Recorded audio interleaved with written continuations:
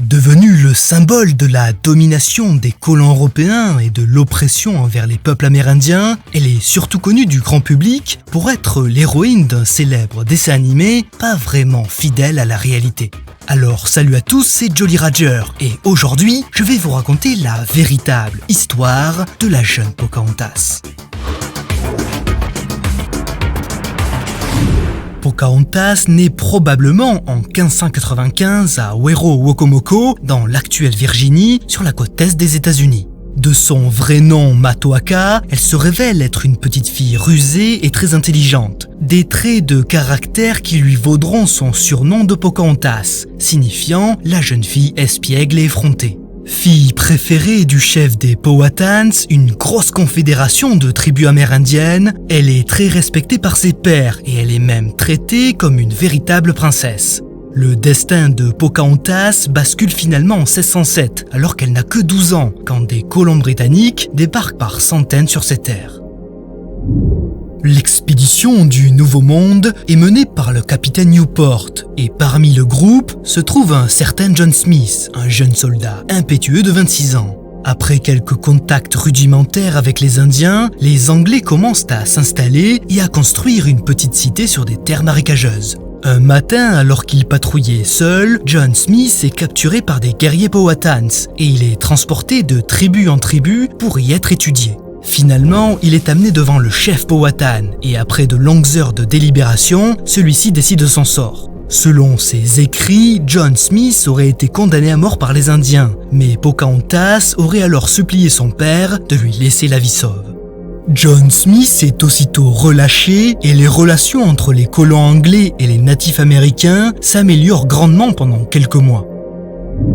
Désespérés de ne pas réussir à cultiver la moindre plantation, les colons commercent alors de la nourriture avec les Powhatans en échange de vêtements ou d'outillage sophistiqués. Pocahontas est régulièrement en contact avec les colons et elle apprend même la langue et les coutumes anglaises avec John Smith, qui devient alors son protecteur. La jeune fille joue souvent avec les enfants des colons et elle sert également d'interprète lors des échanges commerciaux. Pocahontas et John Smith tissent des liens de plus en plus forts et la jeune princesse le considère désormais comme son meilleur ami, voire même comme un second père. À l'automne 1608, après une longue période de sécheresse, les cultures des tribus amérindiennes sont au plus mal. Les Powhatans se concentrent alors sur la survie de leur espèce et commercent de moins en moins avec les colons britanniques, dont les réserves de nourriture s'amenuisent à vue d'œil. Les relations entre les deux peuples se dégradent rapidement et lors d'un échange musclé, Pocahontas sauve une nouvelle fois la vie de John Smith. Durant plusieurs années, le chef Powhatan, souhaitant le départ immédiat des colons, organise de multiples escarmouches et des tentatives d'assassinat. En 1609, John Smith, grièvement blessé par l'explosion d'un baril de poudre, est rapatrié d'urgence en Angleterre. Pocahontas, pensant que Smith est mort, l'oublie peu à peu. Elle continue sa vie et se marie en 1612 avec Kokum, un guerrier de sa tribu.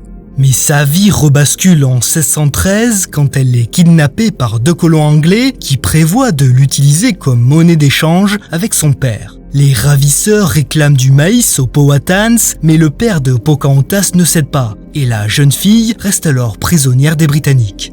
Elle est plutôt bien traitée, mais les colons l'éduquent, la formatent et lui apprennent contre son gré à se comporter comme une personne dite civilisée.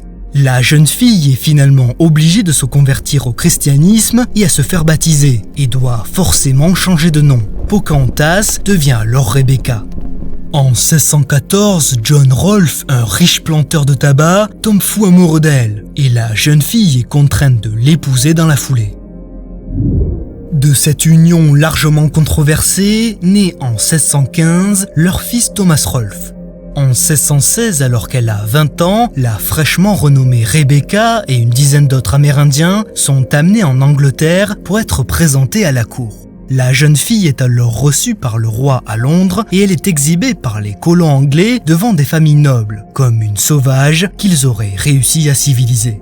Elle rencontre à nouveau John Smith qui, offusqué, demande à la reine Anne de traiter Pocahontas comme une princesse et non comme un monstre de foire. Finalement, durant le voyage de retour vers ses terres en 1617, la pauvre Pocahontas tombe malade et meurt à 22 ans d'une pneumonie ou de la tuberculose.